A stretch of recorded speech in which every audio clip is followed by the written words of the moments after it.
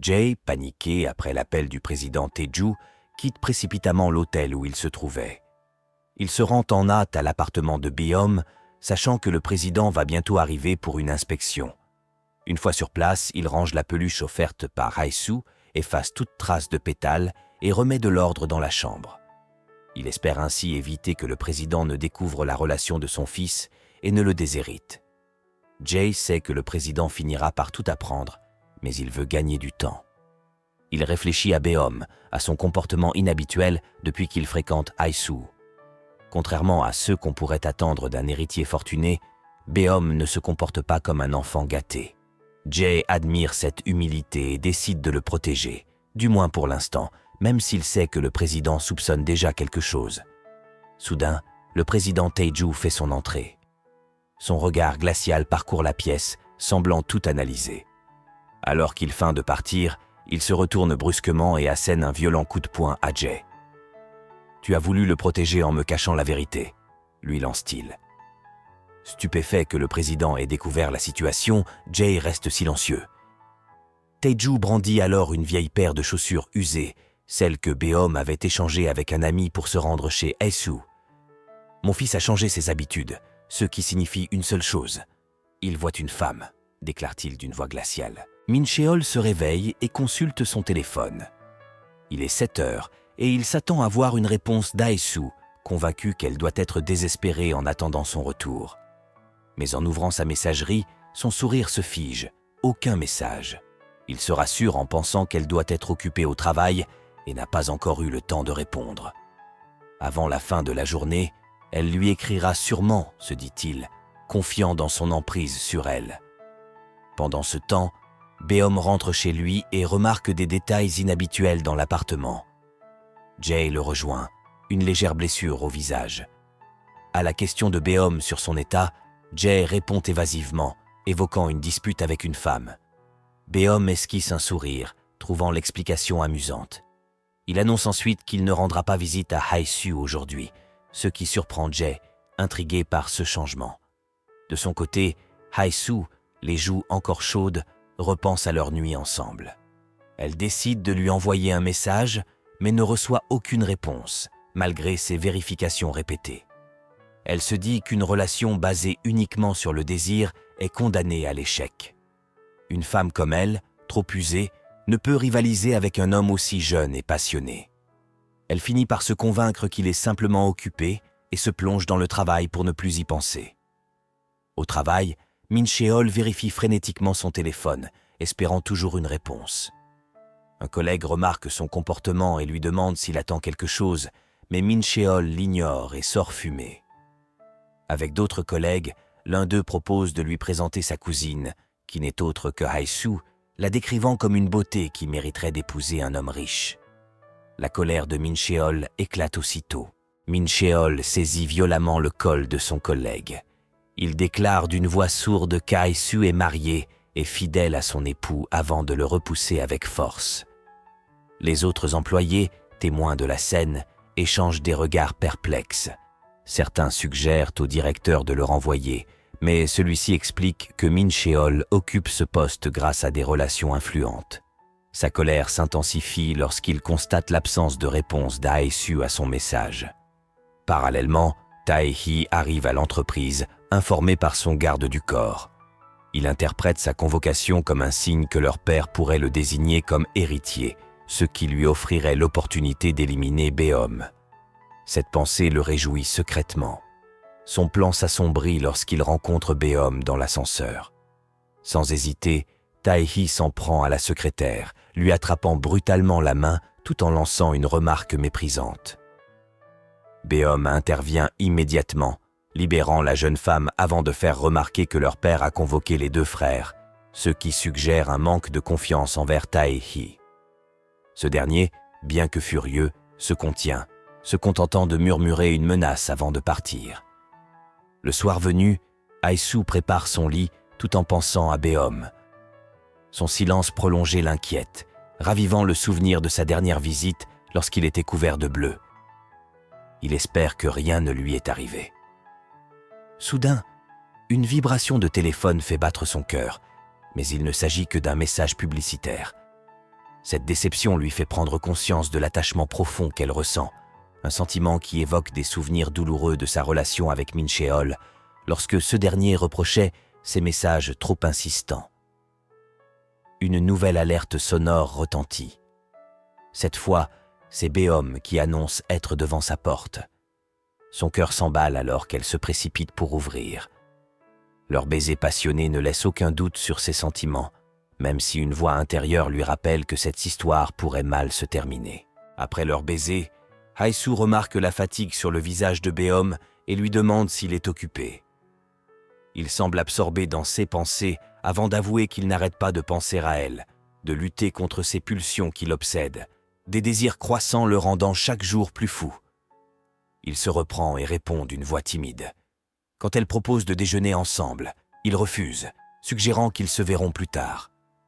Hae-soo, attristé, suppose qu'il doit être très occupé. C'est la première fois qu'il la repousse. La situation lui paraît confuse, étrangère.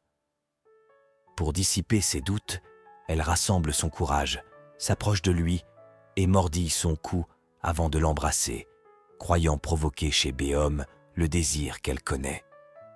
Pourtant, Beom reste étrangement calme et répète qu'ils se retrouveront plus tard. À son départ, une expression mélancolique traverse son visage lorsqu'elle perçoit un léger parfum féminin sur lui. Une fois dehors, Jae remarque les vêtements froissés de Beom, mais préfère ne pas poser de questions. Quand il lui demande s'il doit s'en aller, Beom répond par la négative, expliquant qu'il a juste besoin de prendre l'air. Le lendemain, Hae-soo se rend à son travail au supermarché et démissionne pour pouvoir passer plus de temps avec Beom. En chemin, elle repense à ses dettes qui s'accumulent à cause des intérêts. Peu importe où elle va, tout lui semble de plus en plus lourd à porter. Si elle a tenu jusqu'ici, c'est grâce à Beom. Elle aurait aimé le garder un peu plus longtemps avant qu'il ne change. Mais elle constate que ses messages, autrefois fréquents, se font plus rares.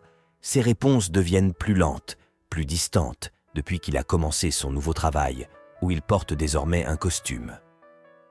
Pendant sa journée chez le fleuriste, elle reconnaît soudain l'odeur du parfum qu'elle avait senti sur Beom lorsqu'une cliente entre récupérer sa commande. Curieuse, elle lui demande des détails sur son parfum et la femme lui explique joyeusement qu'il s'agit d'un parfum unisexe. Hae-soo se dit que Beom a peut-être changé de parfum. Elle trouve cela dommage, préférant l'ancienne, plus intense. Puis elle rougit soudain, honteuse d'avoir sauté aux conclusions en imaginant qu'il avait été avec une autre femme. Pourtant, c'est elle qui lui avait suggéré de trouver une partenaire plus jeune. Mais l'idée de le voir avec quelqu'un d'autre lui est insupportable. Cette nuit-là, de retour chez Hae-soo, Beom fixe Jae avec froideur et lui intime de ne pas quitter Min Cheol des yeux, certain qu'il tentera de revenir vers elle. Au même moment, Min Cheol vérifie frénétiquement son téléphone, espérant un message de Hae-soo, tandis qu'Ariane, dont il commence à se lasser, ne cesse de lui coller au basque. Le lendemain, Ariane et Min Cheol sortent du travail. Elle propose de commander à manger, mais il exprime son envie d'un repas fait maison. L'image des repas que lui préparait son ex-femme lui traverse l'esprit, et il souhaiterait qu'Ariane puisse en faire autant. Il finit par suggérer d'aller faire les courses ensemble.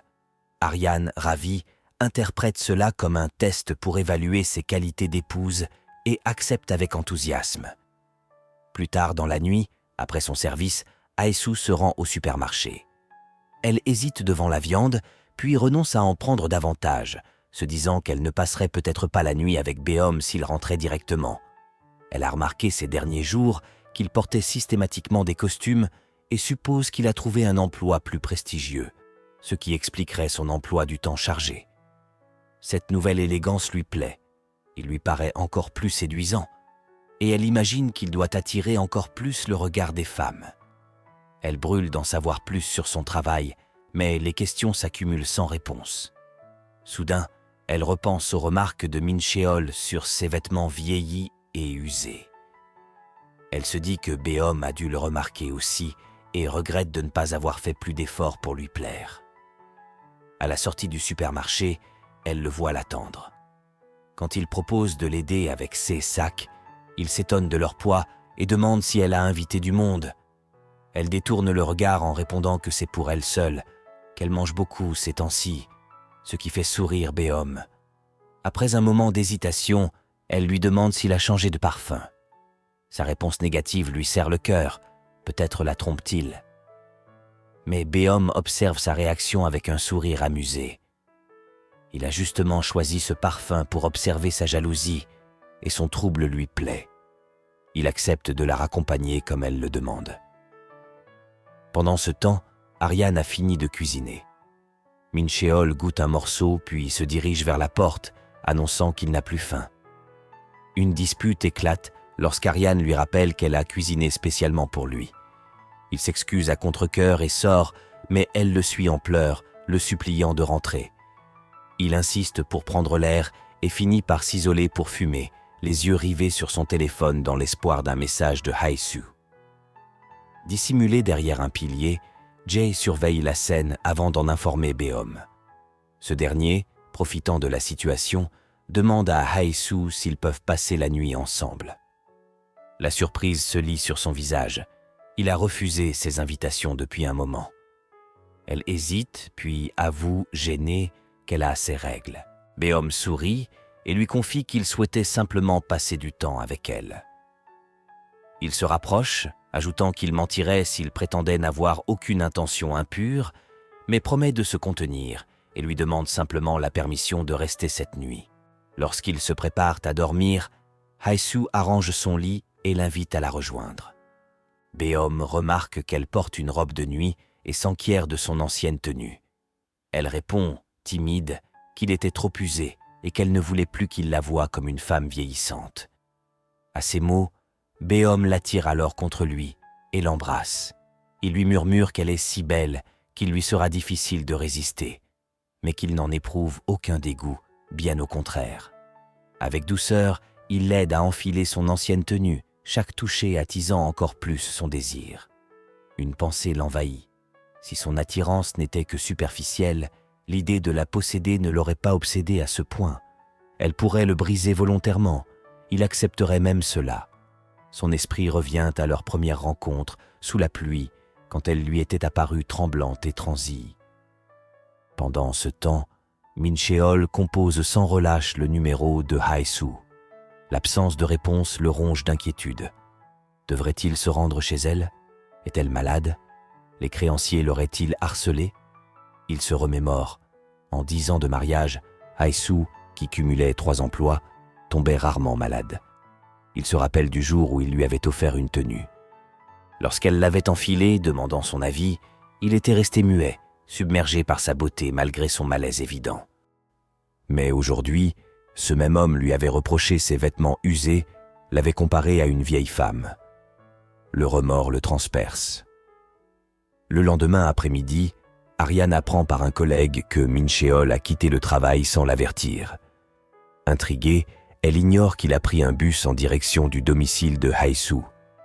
Jae, qui le suit discrètement, comprend sa destination et saisit son téléphone pour prévenir Beom.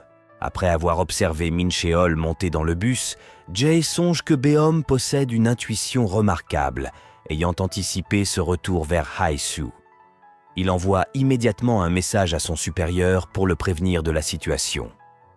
Dans la maison, Beom dispose méthodiquement ses chaussures près de l'entrée avant de se diriger vers la chambre. Il prend soin de disposer près de lui un sous-vêtement de Hae-soo, déchire l'emballage d'un préservatif, puis s'allonge torse nu sur le lit, attendant patiemment. Min Sheol arrive peu après. La vue d'un sac contenant ses affaires, positionné près de la porte, déclenche en lui une colère. En entrant dans le salon, il aperçoit les chaussures masculines et tente de se convaincre que Hae-soo ne pourrait jamais se donner à un autre.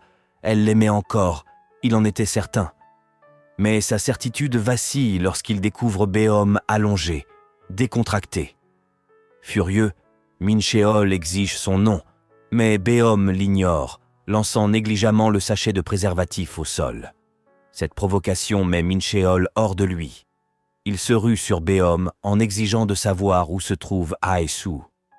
Beom, impassible, rétorque qu'elle est cachée et hors de sa portée. Il assène plusieurs coups, jusqu'à ce que Beom, excédé, projette Min Sheol au loin, lui rappelant qu'il lui avait pourtant offert une seconde chance. Jae intervient alors, immobilisant Mincheol. Il explique que s'ils veulent se battre, ils devraient se le faire à l'extérieur pour ne pas salir la maison. Il conduit Mincheol dehors et lui ordonne de partir. Mais Mincheol, le souffle court, veut comprendre qui ils sont vraiment. Mincheol propose de rembourser toutes les dettes s'il s'agit d'une histoire d'argent, mais insiste pour savoir où est Aesu. Jay hausse les épaules. On n'en a aucune idée. Mais tu ferais mieux de la retrouver avant Beom, lui. Il ne rigole pas avec son argent. À cet instant, Beom reçoit un message d'Aesu. « Attends-moi sagement. » Il esquisse un sourire et répond simplement « D'accord ».